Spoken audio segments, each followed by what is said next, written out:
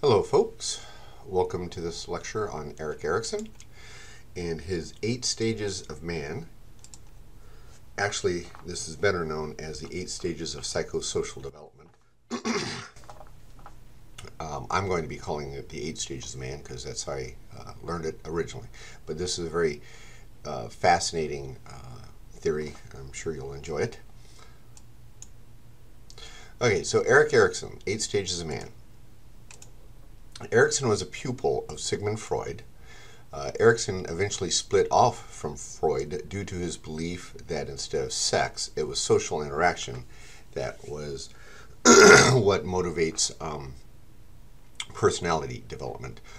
Erik Erikson was one of the few people that actually got to study under Freud, but he, like everyone else, eventually broke off from Freud as Freud insisted that sex was the main motivator. Erikson came back and said it wasn't sex that was the main motivator. It was social interaction. It's the way that we interact with each other and with the environment that really shapes our personality. Erikson also focused on ego identity, which is the conscious sense of self. This is another difference between Freud and Erikson. Freud saw ego as the balancer of the needs of the id and the superego. Freud saw the ego as the executive decision maker that listens to the id and superego, and from there it makes the decisions. Erikson saw the ego as our sense of our self and our self-esteem. So when you hear someone say, that guy over there has a big ego, that person's not saying that guy over there has a very large executive decision-making balancer between the id and the ego, but instead he's using the Erikson definition of ego, which is, once again, our sense of self and our sense of self-esteem. So in today's society, when we refer to ego, we're usually referring to Erik Erikson's definition of ego. The core of Erikson's developmental theory is that we face 8 developmental crises. The key phrases here are developmental and crises. Okay, so the key phrases of developmental crisis. Developmental means that these stages are part of our development, so that they are unavoidable. Essentially, when we reach a certain age, there is a set developmental crisis that we must address. So, in other words, his theory is developmental in the fact that we all have to go through these 8 stages simply because it's part of our development. If you're human, you're going to go through these stages. The other key phrase is crisis. A crisis is something that challenges our ego, or essentially challenges our identity, who we think we are. In facing the crisis, we look at who we are and we make adjustments in order to deal with the issue of this age. This is how we grow and mature. So a crisis, remember, it's this dilemma, this something's happening that is making me very uncomfortable, and if I want to get past this, I have to change. Let me discuss the bum magnet example to help us understand this better. So say that there's this female who has been dating this guy for 7 months, and at the end of 7 months it ends horribly, and she goes, oh my gosh, he was such an idiot. I'm so glad to be done with him. This was all his fault. A little bit more time goes by and she starts dating someone else, and I don't know, 7 months later, same thing happens. It ends horribly. She's like, man, he was such a jerk. I'm so lucky to be rid of him. It was all his fault. A little bit more time goes by. She starts dating someone else, and I don't know, maybe this one lasts 8 months, and at the end, that ends horribly too. And she's like, why am I such a bum magnet? Well, that's because she keeps making bad decisions. With each crisis, we'll see in a little bit that you can make the right decisions or the wrong decisions. And with a relationship, when a relationship ends, it's never just one person's fault. Both people have responsibility in the ending of that relationship. So the healthy way to deal with this is to look at the end of the relationship and realize that there's some things that I could have done to make it better. Maybe I was too insecure, or maybe I was too insensitive. And so I realize that about myself, and I work on it to change it. So in the next relationship, I stand a better chance of success. But if that one doesn't work out, it's the same thing. I have to take a look at, what were my responsibilities? What must I work on in order to have a happy, healthy relationship? Now, to recognize your responsibility, things that you need to do to make things better, that takes a lot of courage because to acknowledge those things, that's painful. It's very difficult for us to say, we screwed that up. What can I do to make it better? That's pain. And so what some people do is when they come up to pain, they try to go around the pain. But you see, you can't go around the pain. You can't avoid it. You have to go through the pain. In going through the pain, when you get to the other side, that's called growth. That's how we mature. So if we keep making decisions to avoid the pain, that would be maladaptive. We don't grow. But if we decide to, honestly take a look at ourselves, claim our responsibility, and adjust what we need to do to get over this crisis, that's painful. But on the other side is growth, and that is adaptive behaviors. So each crisis must be resolved favorably in order for us to learn and be prepared for the next crisis. Erikson called this a favorable ratio, which is developing more adaptive, which is right decisions, than maladaptive behaviors, which would be wrong decisions. Erikson named each crisis after the adaptive versus maladaptive way of avoiding the conflict. So, for instance, stage 1 is trust versus mistrust. Trust being the adaptive, mistrust being the maladaptive. So, moving on to stage 1, trust versus mistrust, which occurs between birth and 18 months old. The infant must develop enough trust to let the caretaker, mom or dad, out of sight without experiencing overwhelming anxiety or rage. Nurturing here is critical. The child must develop a sense of trust in the world, a secure feeling that everything will be all right. So in the first stage, the child has to trust the world. Before he came into the world, he was in the womb, and the womb was perfect. His needs were always met. The only thing he had to do was wake up and play, and then he'd be rocked gently back to sleep. But one day, mom's going to make a mistake and give birth to him, and all of a sudden, things aren't so easy. All of a sudden, my needs aren't instantly met. So the child enters the world with a lot of mistrust. But the child's going to need to experience tender love and care. Tender love and care helps the child realize that, everything's going to be all right, that I can get my needs met in this world. But it's important to remember the child has to develop a favorable ratio. Once again, favorable ratio means more adaptive than maladaptive. But remember, a ratio means a little bit of this and a little bit of that. So in order to develop a favorable ratio, the child must have a little bit of maladaptive. And this is true for all the stages. We have to have a little bit maladaptive. So, what would happen in this stage if the child didn't develop any maladaptive? Say the child only has adaptive. Well, that child would be very gullible, and that would be dangerous. He's likely to get in the van with a stranger if the stranger has candy. So this just shows you that you have to have some maladaptive, and that is healthy. Okay. One of the things I like about this theory is that Erikson also believed that we can go back and develop adaptive decisions in a stage. So, say that I had a very neglective father. If I had a neglective father, he didn't give me enough tender love and care, that could lead me to develop a lot of maladaptive trust, that I don't know if my needs can get met. I'm very mistrustful. But as this child gets older, maybe something happens that he gets adopted by a very loving, caring father, or that he starts spending a lot of time at his best friend's house, and his best friend's house parents show him what a real loving family is like, and that they too treat him with a great deal of respect that he deserves. So you can go back and develop some adaptive behaviors. Even if you're past the stage, you can still go back and kind of make up for it, if you will.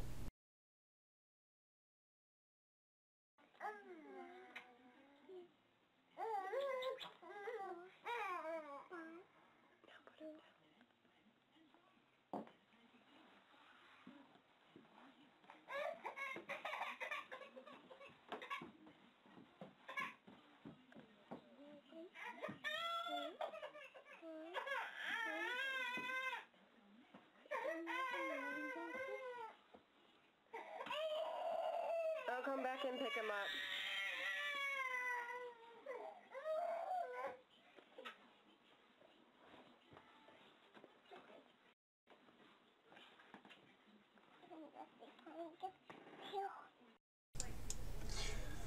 Okay, the next stage is stage 2, autonomy versus shame and doubt, and this occurs roughly between age 1 to age 3.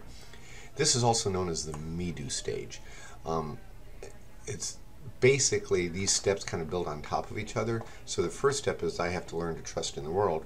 The second step, the second stage, is I have to learn to trust in myself. Here the crisis is a sense of that I can be independent, that I can do things myself, that I'm kind of the master over my own environment. So this is called the me-do stage also. Picture you're late for work, you're running around, you're trying to get ready, but you also have to get Junior ready. And you go to pour Junior's juice, and Junior puts his hand over the cup and says, me do. And you're like, look kid, mommy's running late. I've got to hurry up and get you ready so I can get to work on time, so I can do things like buy more juice for you. And Junior's going to look at her with those big, beautiful, understanding eyes and say, me do. Now remember, you heard this here first. If you don't let a child pour their juice at 2, you will be pouring their juice at 22. You see, at this stage, the child needs lots of experience to learn that they can depend upon themselves, that they can do it. That gives them that sense of autonomy. But if you don't help them do things, if you're not supportive and reassuring, they can begin to doubt themselves and become overwhelmed with shame. Ladies, if you've ever been out with a guy on a first date and he looks across at you at dinner and asks you to cut up his steak for him, well then you know he's got a lot of maladaptive behaviors on autonomy versus shame and doubt.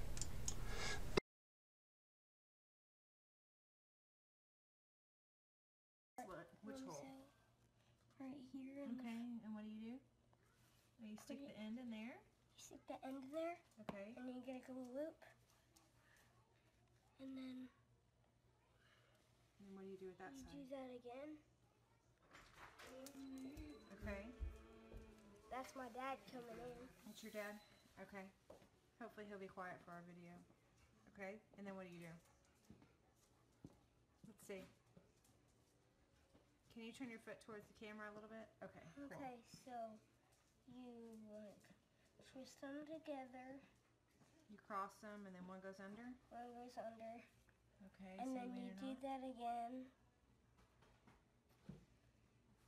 See, I gotta... Don't try to go too fast. And then it's a double knot too. And then you pull this out. So it's double knotted and tied. I learned that from my friend River. That's awesome. All right, stage 3, initiative versus guilt. This is preschool. In preschool, the child has to deal with conflicting feelings of what they want to do versus the right thing to do. So let me just move on here to talk about this one word. What's the one word that really conceptualizes this stage? Is sharing. Sharing really conceptualizes the stage of initiative versus guilt because, you know, picture a child at daycare. If he doesn't share, he's the kid in the corner who has all these toys but no friends. If he wants to have friends, if he wants to do the right thing, he has to give of himself. He has to take the initiative to share, to not just be all about himself. That's the only way that he can have friends. So that's initiative.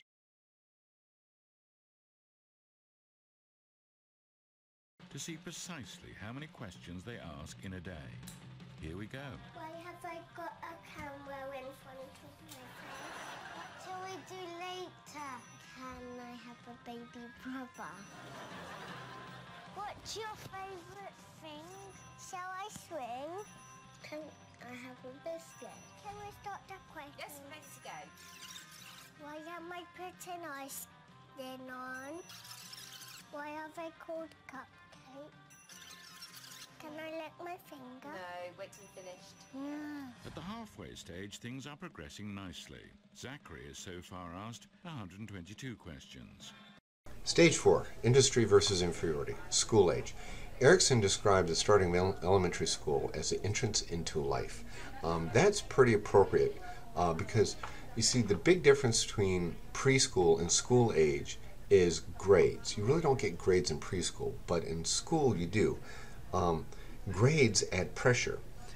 Pressure never goes away. Once you graduate, you don't get grades anymore, but you're still trying to earn promotions and raises, and there's pressure in that.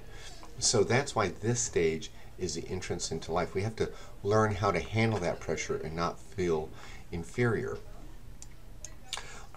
So the child is going to make a lot of decisions, some good, some bad. He'll have to deal with responsibilities such as chores. He has to learn not to give up. He has to realize that he essentially has to realize what he's good at and what he's not so good at. And what he's not so good at, he has to keep working at it. He can't give up, or else he'll begin to feel inferior. So picture, I see this with math classes a lot. You know, math, sometimes we just don't get it, and we get so frustrated that we give up. Well, that can go all the way back to this stage, and that's where you learn those maladaptive traits at. You know, we're going to make a lot of good and bad decisions. We're going to have to deal with a lot of responsibility. We want to do that in the right way and not give up. As you see, this has a lot to do with our self-esteem. If we beat ourselves up over making bad decisions, it's going to put big dents in our self-esteem and can lead us to feel inferior. So in this next scene, we're going to see an example of industry versus inferiority. Mark has been irresponsible and left the cage open, and his frog got out. Then he makes a poor decision of trying to catch the frog over the breakfast table. Towards the end, notice how bad he feels over what has happened and how it must be affecting his self-esteem.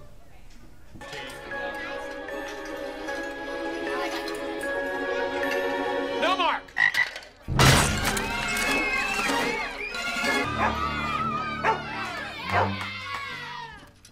Uh-oh. Put Beans in his cage now.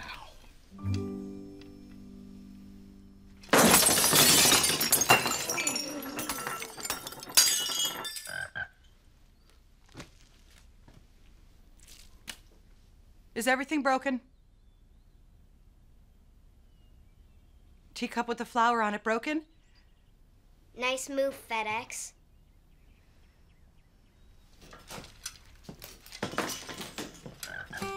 Okay, stage 5, identity versus role confusion.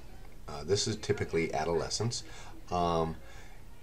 Erikson has a great definition for identity, and I want you all to know it. Identity, according to Erikson, is having confidence that others see us as we see ourselves. I call this the boomerang theory because it kind of comes back at you. So, say that I think I'm the baddest, toughest mofo around. Well, a lot of you are laughing out there, understandably so. But, according to his definition of identity, do I truly believe I'm the toughest mofo around? No. Do you believe I'm the toughest mofo around? No. According to him, I believe that you believe it, so therefore it becomes part of my identity. So it's not what you think, it's not what I think, it's what I think you think. Essentially what Erikson is saying is that our sense of identity is grounded in perception, not necessarily reality. Picture the female who is just so nice, she's a wonderful girl, but she thinks no one likes her. that goes on to become her identity. It's not that she thinks she's a bad person. You certainly don't think she's a bad person, but she thinks you think she's a bad person, and that becomes her identity. This also explains what I like to call God's gift to women. You know that guy that thinks he's all that in the kitchen sink and more? Well, it's not that he thinks he's that good, and you certainly don't think he's that good, but he thinks you think he's that good, and so that's how he becomes God's gift to women.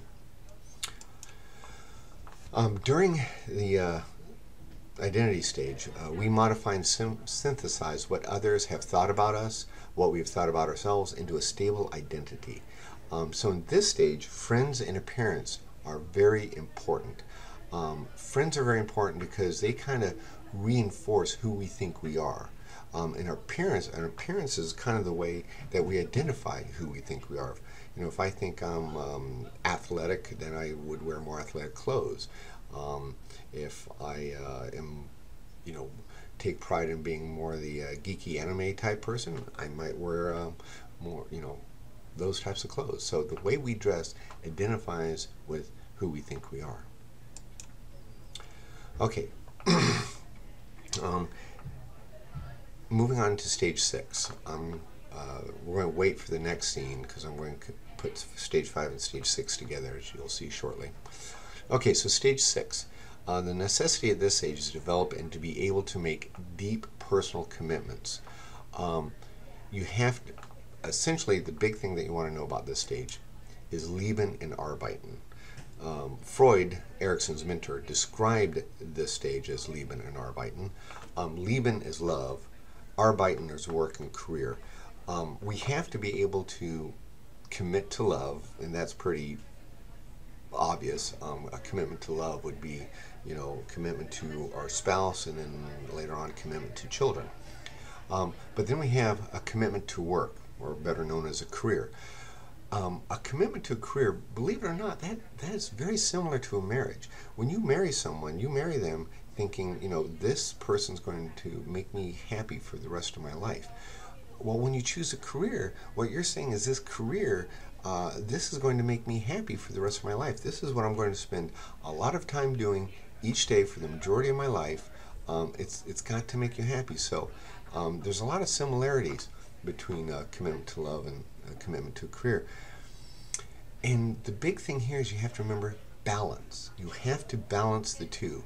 What would happen if you get so wrapped up in love, you get so wrapped up in your wife and your family, you won't really go anywhere in your career? What if you're too invested in your career, you spend all your time at work? Well, then the love gets messed up, and so you see that this imbalance is not a good thing. So you have to learn how it's not just committing to love and committing to work, but balancing those commitments. Okay, so in this next scene, we're going to see two things happening. We're going to see identity versus role confusion and intimacy versus isolation. I did this on purpose so that way you get a good comparison and contrast between these two stages. Okay, in identity versus role confusion, the female adolescent is very concerned about her appearance. And notice that she will seem rather immature with her concerns when we compare them to her older brother. Her older brother is in intimacy versus isolation. Charlie, the older brother, tells his father he may not want to go to college as he would have to be away from his girlfriend. Instead, he may take a job with his girlfriend's father. So notice that here he has already begun to struggle with the balance. Staying with his girlfriend, love, versus going away to college. So love versus work. And you see that that is a more advanced concern than his younger sister, who's more worried about her makeup. Come on, come on, come on! Charlie missed his curfew again last night, so take care of that. You can only put on so much lip gloss, Princess! You blew my concentration. Temper, Sarah. Now we can start all over again. Wrap it up, Lorraine! Have you seen my frog, Dad? Sorry, Charlie. Nigel. Kyle. It's Mark. I knew that. Hey, teenager. You got caught on mom radar last night. You're not going to get that scholarship if you're out late with Beth the night before a big game. I'm not so sure I even want to go to college. Since when? Since Beth's mom offered me a job at the auto shop. Sounds exciting. Well, we'll talk about that after you get your full ride. And meanwhile, in by 10 on school nights. Clear? Got it. Stage 7, generativity versus stagnation. This occurs in middle adulthood. Okay, so if the first 6 stages are resolved successfully, the individual develops a sense of gratitude in their life for the goals being met, and now they have this desire to give something back. Essentially, picture your life if you've successfully completed the first 6 stages.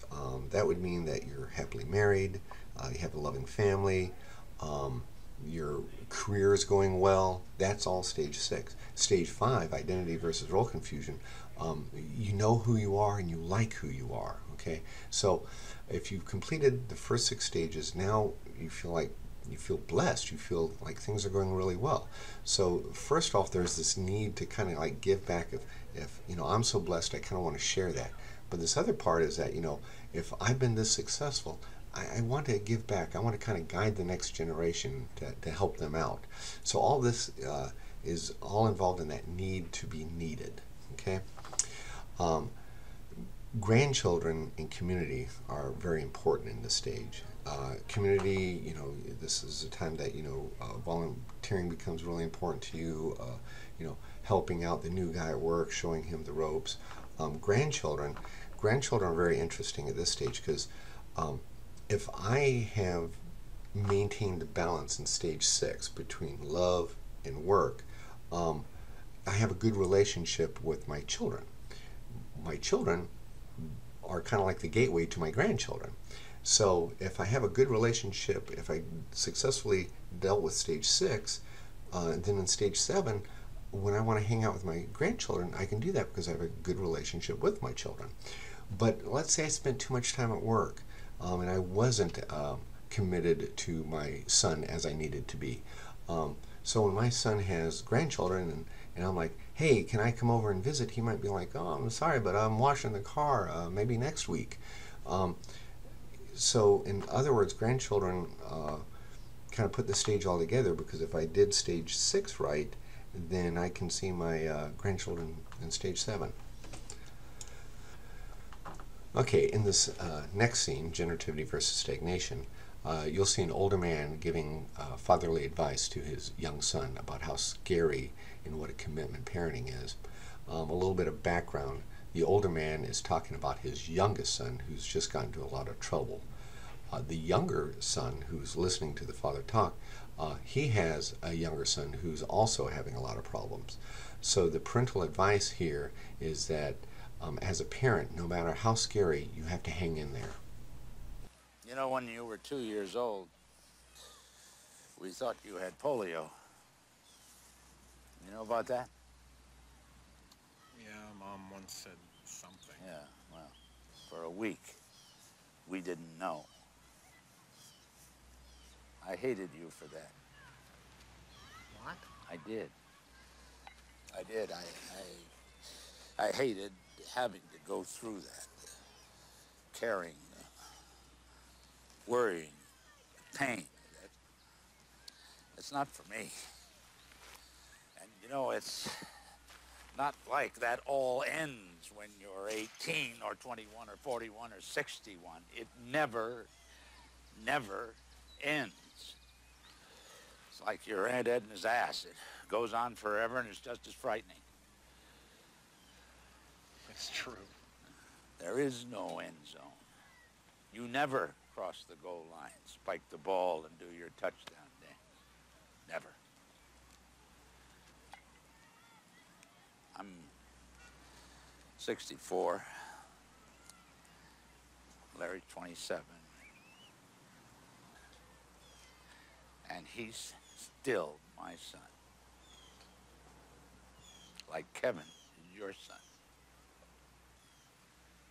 You think I want him to get hurt? He's my son. You worry too much. You always did. Okay, the final stage, integrity versus despair. This is late adulthood. In the previous 7 stages, if they were handled correctly, we feel that life has been good, and now we begin to ponder and accept death. Let me just kind of skip to the analogy here, okay? A good analogy for this stage would be a roller coaster. How many of you out there would wait hours to go on a roller coaster that you've never been on? Probably a lot of you would be.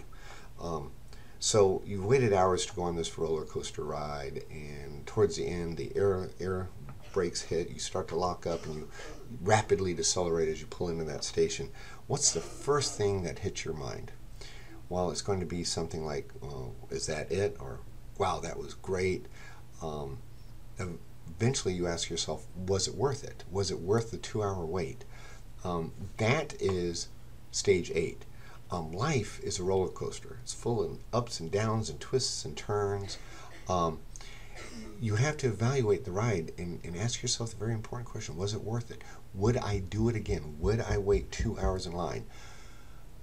Would I make the same choices in life? We have to understand that there's going to be regrets. No matter how well we do things, when we're at stage 8, there's going to be some regrets. We have to realize that, you know, some of the mistakes we made, some of those maladaptive decisions, well, that helped us become who we are, and we like who we are. And so that would be a positive evaluation. But what if we have too many regrets? You know, those bitter old men and, you know, mean little old ladies? Well, those are the people that are stuck in despair. When they evaluate their life, they don't like what they saw. They don't like they don't like the ride.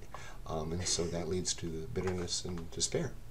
So, in this next scene, you can't miss the analogy of the roller coaster. At the end, the elderly lady states that she likes the roller coaster. And this shows that she's accepting the ups and downs, the successes as well as the regrets, and there's no bitterness, no despair. You know, when I was 19, Grandpa took me on a roller coaster. Oh? Up, down, up, down. Oh, what a ride. What a great story. I always wanted to go again. You know, it was just interesting to me that a ride could make me so frightened, so scared, so sick, so excited and so thrilled all together. Some didn't like it. They went on the merry-go-round. That just goes around. Nothing. I like the roller coaster. You get more out of it. Well, I'll be seeing you in the car. Okay, folks, that's it for the lecture on Erik Erikson and the psychosocial stages of development. Good luck with your quiz.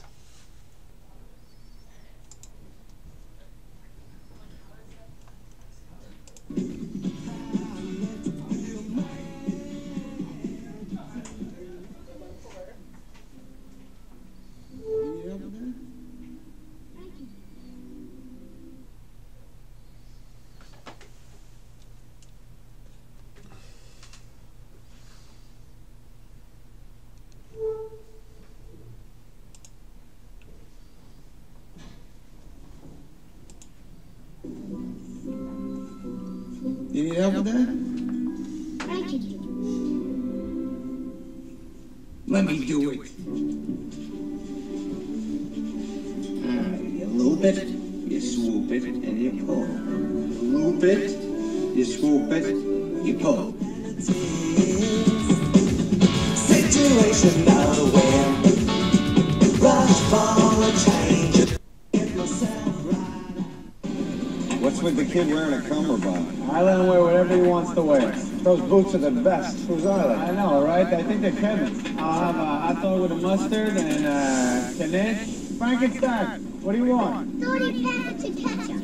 All right, 30 packets of ketchup. 30. Now I'm fully grown. I know where it's at.